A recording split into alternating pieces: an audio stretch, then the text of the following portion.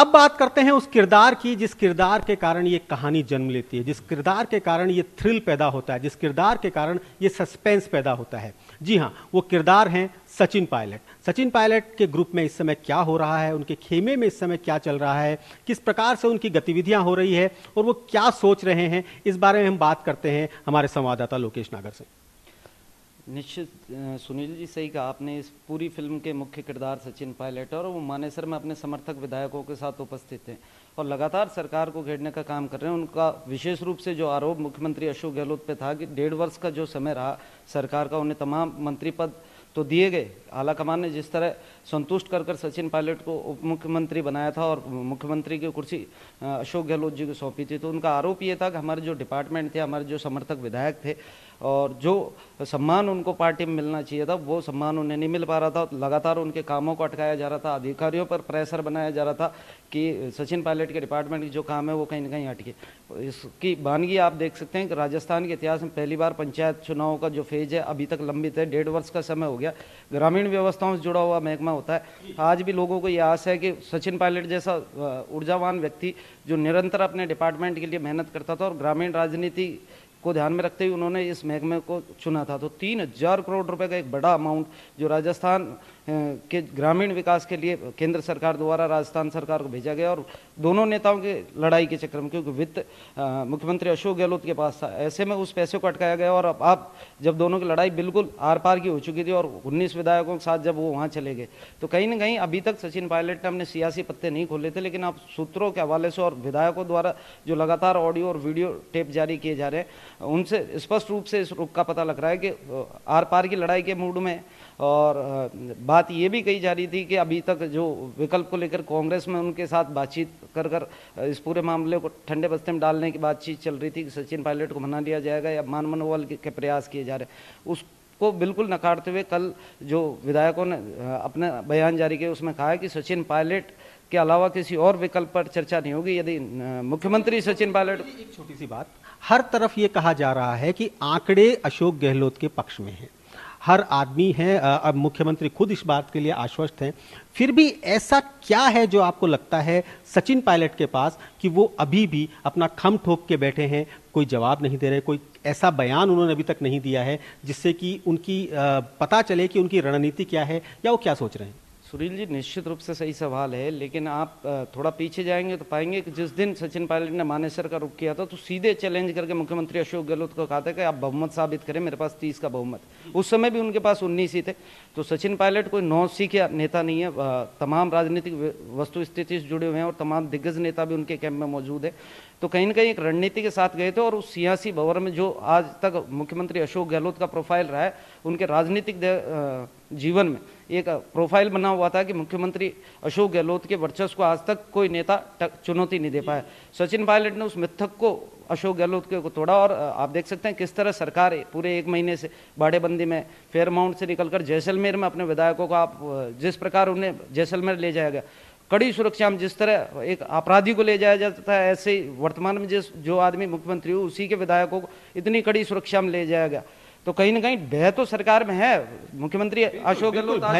भय सरकार में है, ये बात बिल्कुल सही है, इसीलिए सरकार इस समय पर जैसलमेर बैठी है, वो एक अलग बात है। परंतु सचिन पायलट भी जनता को वादा करके आए थे कि हम आपको अच्छा शासन देंगे, अच्छा प्रशासन देंगे, इस समय तो वो नहीं हो रहा। निश्चित सुनील जी,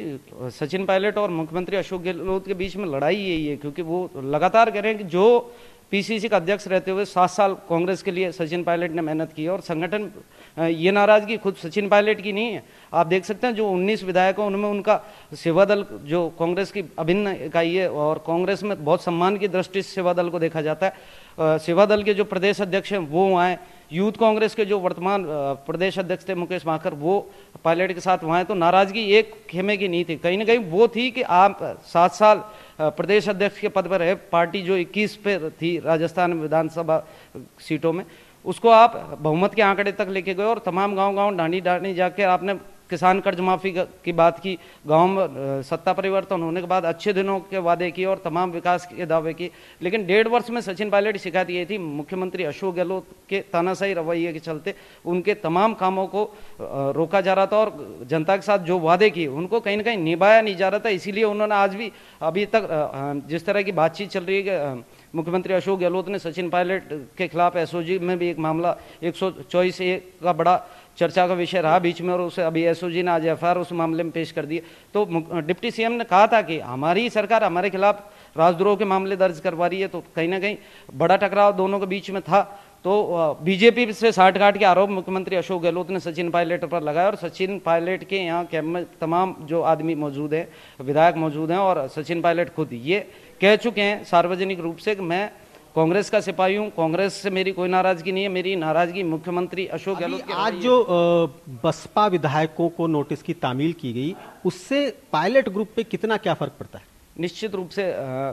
सुनील जी, जो पायलट कैंप के 19 विधायक हैं, अपन ज़्यादा डीप नहीं जाकर अगर मोटी मोटी बात भी करें तो 97 का आंकड़ा बैठता है, क्योंकि 75 बीजेपी के पास आरएलपी के विधायकों के साथ और 19 ये, तो 97 का आंकड़ा। और 6 विधायक यदि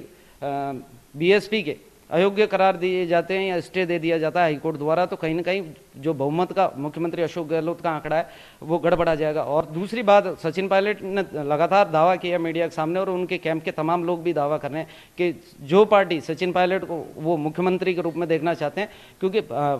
सचिन पायलट की ओर से तो ये मना किया जा रहा है, लेकिन आप पूरे घटनाक्रम पर नजर डालेंगे तो कहीं ना कहीं बीजेपी की एक बड़ी भूमिका नजर आती है। इधर नोटिस तामील होते हैं और उधर दिल्ली में बैठकों का दौर चालू हो जाता है, तो दोनों ओर जिस तरह सूत्रों से जानकारी मिल रही है तो स्पष्ट कर दिया गया है पायलट कैंप की ओर से कि यदि सचिन पायलट को मुख्यमंत्री बनाया जाता है तो उनका समर्थन उनके साथ है, और दोनों जगह क्लियर कर दिया गया है कि इसी घटनाक्रम के चलते इसी बयान के बाद आप देख सकते हैं जैसे कांग्रेस में लगातार बातचीत चल रही थी, सोनिया गांधी के नेतृत्व में सचिन पायलट के मनवार की बात शुरू की जा सकती है, लेकिन जब सचिन पायलट ने स्टैंड क्लियर कर दिया और अपनी बात पर वो अड़ गए हैं कि मुख्यमंत्री बनाओ, मैंने जनता से जो वादे किए हैं, किसान कर्ज माफी का वादा हो या तमाम जो वादे हैं, वो मैं मुख्यमंत्री के पद पर रहकर पूरा करना चाहता हूँ, और ये उनके साथ जो विधायक मौजूद हैं वो भी चाहते हैं। इस तरह के बयान वो जारी कर चुके हैं। जी, एक और उनकी तरफ से था कि अगर नेतृत्व परिवर्तन हो जाए तो भी हमें कोई दिक्कत नहीं है, हम वापस जयपुर चले जाएंगे और अपना कामकाज संभाल लेंगे। इस तरह का स्टेटमेंट अभी तो उनके यहाँ से जारी हुआ नहीं है। कल जिस तरह की खबर आई, हमने सबसे पहले प्रमुखता से खबर चलाई थी, पायलट कैंप के जो सबसे सीनियर लीडर है हेमाराम चौधरी जी, उनका एक बयान आया था, उन्होंने मुख्यमंत्री अशोक गहलोत पर भी तमाम तरह के आरोप लगाए थे और कहा था कि मुख्यमंत्री अशोक गहलोत हमें सुनना ही नहीं चाहते थे। 1.5 वर्ष में हमने लगातार पार्टी आलाकमान के सामने भी ये बात रखी थी, और अगर समय पर सुन लिया जाता तो निश्चित रूप से इस कोरोना काल में इस तरह की स्थिति पैदा नहीं होती। तो कहीं ना कहीं पीड़ा थी और कहीं न कहीं एक बड़ी लॉबिंग डिप्टी सीएम और सचिन पायलट के और मुख्यमंत्री के बीच में की जा रही थी, जिसकी परिणति है कि आज कांग्रेस को अपनी अंदरूनी लड़ाई में उस पार तक जाना पड़ रहा है कि बीजेपी में अवसर पैदा कर दिया उन्होंने, क्योंकि 5 साल के लिए तो जनता ने कांग्रेस को सत्ता सौंप ही दी थी। जी हाँ, बिल्कुल सही बात है। कांग्रेस से कांग्रेस की लड़ाई है और कांग्रेस में कौन हारेगा कौन जीतेगा ये पता नहीं है, परंतु कांग्रेस में ही कांग्रेस को ही हारना है और कांग्रेस को ही जीतना है, ये निश्चित हो गया। दोनों में से कोई भी हारे, हार कांग्रेस की होगी। हमारे साथ उमंग माथुर है जो कि शुरू से इस मसले पर नजर बनाए हुए हैं। उमंग जी, लोकेश ने बताया, नीरज जी ने बताया, सब लोग अपनी अपनी बात कर रहे हैं। मैं इसमें सबसे पहले सवाल तो आपसे पूछना चाह रहा हूं कि इस सब में आलाकमान का रोल कहां गया? बिल्कुल सुनील जी, जिस प्रकार से आपने आला कमान की बात यहाँ पर कही, तो आला कमान का रोल कहीं ना कहीं अभी दिख नहीं रहा है, लेकिन अभी अगर हम इस समय के घटनाक्रम की हम बात करें तो ऐसा लग रहा है कि अब जाकर आला कमान को भी इस पूरे मामले में नजर रखना जरूरी भी हो गया है, क्योंकि ये जो खींचतान है कहीं ना कहीं, जैसे लोकेश जी हैं, नीरज जी हैं, तमाम जो अपने हमारे सहयोगी हैं, संवाददाता हैं, वो भी कहीं ना कहीं ये बात कह रहे हैं कि इस पूरी खींचतान में, इस बाड़ाबंदी में जो नजरअंदाज हो रहा है वो हो रही है राज्य की जनता, और कहीं ना कहीं आलाकमान को इस बात की भी चिंता अब जाकर ऐसा लग रहा है कि हो रही है, और शायद इसी हस्तक्षेप के चलते अब गहलोत खेमे से भी थोड़ी नरमी यहां पर दिखाई दे रही है। काफी दिनों के बाद में गहलोत खेमे से ये आवाज आई है कि अभी भी अगर आलाकमान से वो बात कर लें तो हम उनको वापस लेने के लिए, उनको माफ करने के लिए तैयार है। यहां पर यह बात बहुत ध्यान देने वाली है कि जब इस प्रकार के बयान वहां से आए थे कि ये निकम्मे हैं, नाकारे हैं, जब ये नेकर पहनते थे तब हम राजनीति में आ गए थे, इन तमाम बयानों के बाद में एकदम से जो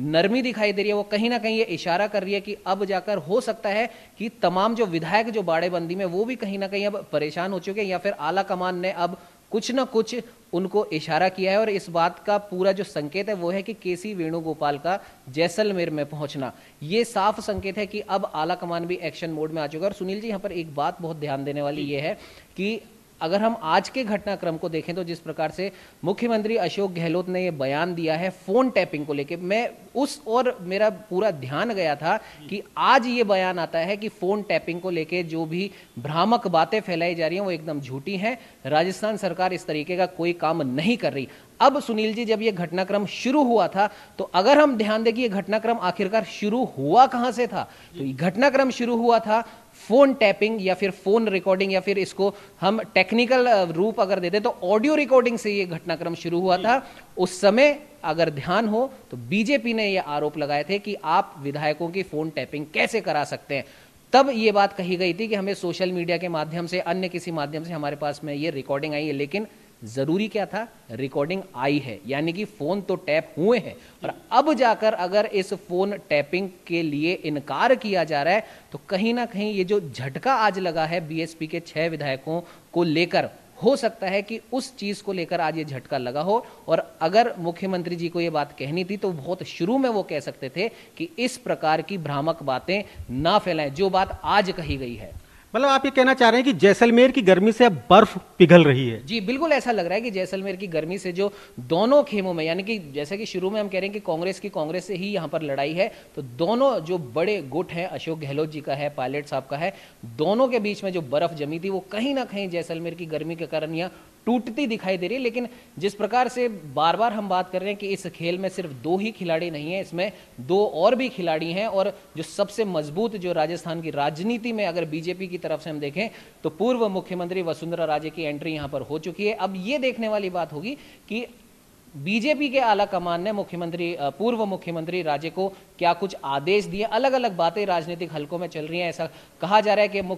पूर्व मुख्यमंत्री राजे को सीधे तौर पर हस्तक्षेप या फिर प्रदेश की राजनीति की ओर ध्यान देने के लिए कहा जा रहा है, या फिर यह भी कहा जा रहा है कि अगर तीसरा मोर्चा यहां पर बनता है, किसी भी वजह से अगर तीसरा मोर्चा बनता है तो आप इसमें हस्तक्षेप ना करें, आपको कोई और जिम्मेदारी दी जा सकती है। उमंग बता रहे हैं कि जैसलमेर की तरफ से कुछ ऐसे बयान आए हैं जिनसे लग रहा है कि बर्फ पिघल रही है। इसी में लोकेश जी से भी पूछा हूँ, लोकेश, क्या मानेसर से कुछ इस तरह के संकेत आए हैं कि जिससे लगता हो कि थोड़ा सा कुछ कांग्रेस के लिए अच्छे संकेत है? निश्चित रूप से सुनील जी, लगातार इस तरह की बयानबाजियां सामने आ रही थी और जिस तरह सूत्रों से जानकारी मिल रही है कि कल जो विधायक पायलट कैंप के हैं उनसे बातचीत हुई थी तो उन्होंने बताया था कि हमारी ओर से 19 जो विधायक हैं उनसे आलाकमान की ओर स्पष्ट एक मांग को रख दिया गया है कि मुख्यमंत्री के पद पर बदलाव किया जाए और सचिन पायलट को राजस्थान मुख्यमंत्री की यदि कांग्रेस में जिम्मेदारी दी जाती है तो आज भी कांग्रेस छिपाई हुई है। और वो तो ये यहाँ तक क्लियर कर चुके हैं कि आने वाला जो विधानसभा सत्र आहूत होगा उसकी कार्रवाई में भाग लेने वाले हैं। और कहीं ना कहीं अभी तक आधिकारिक पुष्टि सचिन पायलट की ओर से कोई बयान जारी कर ये नहीं कहा गया है कि मैंने कांग्रेस छोड़ दी है या मैं बीजेपी के साथ जाकर मिल गया हूँ। तो कहीं ना कहीं अभी इससे पर्दा उठना बाकी है, बहुत सारे तीर में तरकस बाकी हैं। 30 का जो सचिन पायलट का दावा है और मुख्यमंत्री का जो बहुमत वाला दावा है वो कहीं ना कहीं अब सत्र आहूत होगा उस समय स्पष्ट होगा। तो कहीं ना कहीं अभी बहुत कुछ इस पिक्चर में बाकी है, अभी समय का इंतजार करना चाहिए, इतनी जल्दबाजी नहीं करनी चाहिए किसी भी चीज़ को। सूत्रों के हवाले से लगातार इस तरह की खबरें मिल रही हैं, भ्रामक खबरें भी हैं, क्योंकि कल जिस प्रकार एक खबर चली थी तो ये दावा किया जा रहा था कि सचिन पायलट के कैंप के जो विधायक हैं वो गुजरात मूव कर चुके हैं। लेकिन जिस तरह आज जानकारी मिली उस सूत्रों से कि वो वहीं मानेसर मौजूद है और लगातार दोनों कैंपों से, बीजेपी से भी और कांग्रेस से भी लगातार जो बातचीत कर अपनी जो राजनीतिक गणित है उसको आगे की रणनीति को तैयार कर रहे हैं। तो कहीं ना कहीं अभी काफ़ी कुछ राजस्थान की राजनीति में और खुलना बाकी है। बहुत सारे ऐसे भी विधायक होने का दावा किया जा रहा है। पायलट कैंप लगातार इस तरह का दावा कर रहा था कि आप बाड़ेबंदी खोलिए, आपको पता लगेगा कितने लोग अभी आपके नेतृत्व से नाराज हैं और वो मानेसर पहुंचते हैं। वहीं कांग्रेस की ओर से इस तरह का दावा किया गया था। रणदीप सुरजेवाला ने बयान जारी कर कहा था कि 48 घंटे में पायलट कैंप के 4 विधायक हमारे यहाँ आ जाएंगे। दोनों ओर से लगातार दावे किए जा रहे हैं कि हमारा संपर्क है, लेकिन वो अंक गणित स्पष्ट तो सदन में जाकर होगा। क्या तस्वीर रहने वाली है? जी हाँ, संख्या बल आंकड़ों का खेल ये तो असल में उसी दिन साबित होगा जिस दिन सब लोग एकत्रित होंगे। उमंग, त्योहार बाड़ेबंदी मनाए जा रहे हैं, राखी बाड़ेबंदी मनाई जा रही है, ईद बाड़ेबंदी मनाई जा रही है, लेकिन एक राष्ट्रीय त्योहार इस समय 15 अगस्त हमारे सामने आने वाला है। क्या कुछ लगता है कितना प्रभावित होगा वो सब? सुनील जी, जिस प्रकार से इस समय राजस्थान की राजनीति का जो माहौल है, ऐसा लग रहा है कि 15 अगस्त भी शायद बाड़ेबंदी में ही मनाया जाए। हालांकि कोरोना वैश्विक महामारी को देखते हुए ऐलान पहले हो चुका है कि राज्य स्तरीय समारोह यहां पर नहीं होगा। तो जाहिर सी बात है, विधायकों को भी और राजस्थान की सरकार को भी ये तो कम से कम इस बारे में तो वो आश्वस्त हैं कि हमें नहीं आना है। लेकिन ध्यान देने वाली बात यहां पर यह है कि 15 अगस्त एक ऐसी महत्वपूर्ण तारीख के बाद है जिस तारीख पे काफी कुछ राजस्थान की सियासत में तय हो सकता है, और वो तारीख है 14 अगस्त। और 14 अगस्त से पहले तारीख आएगी 11 अगस्त। तो 11 और 14 अगस्त ये 2 तारीखें ऐसी हैं जो राजस्थान की इस समय जो राजनीति चल रही है उसमें काफी अहम अपना योगदान दे सकती हैं। और 11 अगस्त को जो तय होगा उस बुनियाद पे 14 तारीख की कार्रवाई विधानसभा की रखी जाएगी, और 14 अगस्त को जो तय होगा, क्योंकि 15 और 16 2 दिन छुट्टी है, उसके बाद 17 अगस्त हम ये मान सकते हैं कि इस पूरे मैच का कहीं ना कहीं फिनाले के आसपास तक हम 17 तारीख तक लगभग पहुंच जाएंगे, लेकिन उसका फिनाले की रूपरेखा 14 अगस्त को तय कर दी जाएगी। और लोकेश जैसे कि हमारे साथ है, लोकेश से भी हम ये जानना चाहेंगे। लोकेश, क्या लगता है आपको कि 11 और 14 अगस्त दोनों ही खेमों के लिए, मुख्यमंत्री अशोक गहलोत के लिए और पूर्व उप मुख्यमंत्री सचिन पायलट जी के खेमे के लिए 11 अगस्त और 14 अगस्त की तारीखें कितनी महत्वपूर्ण है वसुंधरा राजे जी का एंगल और बसपा के 6 विधायकों के एंगल को देखते हुए? जी लोकेश। निश्चित सुनील जी, लगातार जो अपडेट हमें पायलट कैंप से मिल रहा था, तो एक संकेत ये मिला था कि 14 तारीख को जैसे ही सत्र आउट होगा तो सचिन पायलट के कैंप के जो तमाम विधायक हैं वो सदन की कार्रवाई में भाग लेंगे। अब वो सदन के अंदर पता लगेगा वो सरकार के पक्ष में मतदान करते हैं या सरकार के विपरीत जाकर मतदान करते हैं, और आगे क्या उनकी सदस्यता बच पाएगी या फिर उपचुनाव की स्थिति राजस्थान में पैदा होंगी। लेकिन 11 तारीख पर दोनों कैंपों की निश्चित रूप से नजर है, क्योंकि मुख्यमंत्री अशोक गहलोत जिस स्थायी सरकार का राजस्थान बहुमत का दावा कर रहे हैं, वो बहुमत का अंक गणित बसपा के इन 6 विधायकों के होने पर ही बैठता है। यदि इन बसपा के विधायकों का बहुमत स्टे कर दिया जाता है, कि बसपा की ओर से मांग की जा रही है कि लगातार इनकी जो सदन में के अंदर भीतर जो शामिल होने की कार्रवाई है उसको स्टे कर दिया जाए, और जो मतदान में जो उनकी भूमिका रहने वाली है, पार्टी व्हीप जारी कर चुकी है बसपा, तो कहीं ना कहीं ये तय किया जा रहा है बसपा की ओर से भी कि वो व्हीप का पालन करे, क्योंकि मर्जर को लेकर एक याचिका हाईकोर्ट में लगाई गई थी। यदि उस पर फैसला सरकार के पक्ष में आता है तो कहीं ना कहीं गहलोत जो खेमा है उसका वो बहुमत का जो दावा है वो सत्य साबित होगा। यदि विपरीत आता है तो पायलट कहीं ना कहीं फ्रंट पर आकर खेल सकते हैं, और राजस्थान की राजनीति की जो तस्वीर फेरबदल का उन्होंने जो बीड़ा उठा रखा है वो कहीं ना कहीं उनको सफलता उसमें मिल सकती है। जी हाँ, कहावत तो यह है कि ऊंट किस करवट बैठेगा, परंतु 11 अगस्त को देखने वाली बात यह है कि हाथी इस बार किस करवट बैठ रहा है। और इसी पर नीरज जी क्या कहना चाहेंगे आप अभी तक के पूरे घटनाक्रम पर, और क्या लग रहा है? मैं चाहूंगा एक फाइनल कमेंट। देखिए, जो फिलहाल जो सियासी घटनाक्रम चल रहा है, इस घटनाक्रम को लेकर के फिलहाल सभी को इंतजार करना चाहिए 11 तारीख का। 11 तारीख को कोर्ट का क्या रुख रहता है बसपा की ओर से, और मदन दिलावर जो कि बीजेपी के विधायक है, दोनों ने ये मांग करी है कि स्टे जो है वो हाईकोर्ट की ओर से लगाया जाए। लेकिन कांग्रेस का और कांग्रेस के वकीलों का, दूसरा जो स्पीकर सीपी जोशी है, उनकी ओर से जो तर्क हमने मालूम किए, उनका कहना यह है कि 2/3 बहुमत के आधार पर जो मर्जर है वो हो सकता है और वो जायज है। भाजपा भी ऐसा मर्जर कर चुकी है गोवा के अंदर, जहां कांग्रेस के 15 विधायक थे, उनमें से 10 को भाजपा तोड़ करके अपने साथ ले गई, क्योंकि 2/3 मेजोरिटी हो गई और कांग्रेस कुछ नहीं कर सकी। इसी प्रकार से राज्यसभा की बात करें तो वहां पर भी जो अपर हाउस है उसके अंदर 4 टीडीपी के ऐसे मेंबर्स थे जिनको बीजेपी ने अपने साथ में मिला लिया। तो इसी आधार पर मर्जर जो है वो अन्य जगह पर भी हुए हैं, और ये बाकायदा जो इसके लिए संसद में ही नियम जो है वो पास हो चुके हैं, अध्यादेश जो है वो इसके लिए बाकायदा पूरे तरीके से आ चुका है। उसमें साफ तौर पर ये दिया गया है 2/3 बहुमत के आधार पर जो मर्जर है वो किया जा सकता है, और उसी आधार पर यहाँ कांग्रेस ने किया है। शायद इसीलिए कांग्रेस जो है वो आश्वस्त है। और सबसे बड़ी बात यह, विधानसभा अध्यक्ष विधानसभा के अंदर यदि मर्जर करते हैं, विधानसभा के विशेषाधिकार विधानसभा अध्यक्ष को हैं। अपने आप में जब सत्र चलता है तो विधानसभा अध्यक्ष उसमें चीफ जस्टिस के बराबर अपनी पावर रखते हैं। पहले भी ऐसी कई बार घटनाएं हुई हैं। 1964 का एक उदाहरण देते हैं। एक पत्रकार थे, उन्होंने एक पर्चा छपाया था उत्तर प्रदेश में कुछ विधायकों के खिलाफ। विधानसभा अध्यक्ष ने उनके खिलाफ जो है गिरफ्तारी वारंट दे दिए थे। तो वो पत्रकार जो थे वो उस दौरान हाईकोर्ट चले गए, हाईकोर्ट से उस पर रोक लग गई। उसके बाद विधानसभा अध्यक्ष ने तब उन हाईकोर्ट के जस्टिस के खिलाफ, वकील के खिलाफ और जो पत्रकार थे उन सबके खिलाफ बाकायदा अरेस्ट वारंट निकाल दिए। स्थिति हो गई थी, जजों को छिपना पड़ा था और संवैधानिक संकट जैसी स्थिति आ गई थी, टकराव की स्थिति आ गई थी। तब बाकायदा राष्ट्रपति को हस्तक्षेप करना पड़ा था और सर्वोच्च न्यायालय जो है वहां मामला पहुंचा था। बाद में सर्वोच्च न्यायालय को इसमें व्याख्या करनी पड़ी थी। सुलह की जैसी स्थिति जो है वो आ गई थी। यानी विधानसभा अध्यक्ष अपने आप में पूरी पावर रखते हैं। अभी भी इस केस के अंदर भी राजस्थान हाईकोर्ट ने कहा है विधानसभा अध्यक्ष की पावर को हम कहीं नहीं छेड़ेंगे। जी हाँ, तो ये हमने आपको बताया, किरदार दर किरदार हमने आप समझाया कि किस प्रकार से इस थ्रिल में, सस्पेंस में किरदार एक के बाद एक आते जा रहे हैं और इस कहानी को आगे बढ़ाते जा रहे हैं। बड़ी अजीब सी विडंबना है कि अगस्त जिसे आज़ादी का महीना माना जाता है, अगस्त जिसे माना जाता है स्वतंत्रता का महीना माना जाता है, उसी महीने में हमारे जनप्रतिनिधि इस समय पर आज़ाद नहीं हैं। वो कब आज़ाद हो पाते हैं और कब तक हम लोगों के जन क्षेत्र में पहुंच पाते हैं, ये वक्त बताएगा। फिलहाल लेते हैं आपसे इजाज़त। आप देखते रहिए न्यूज़ इंडिया।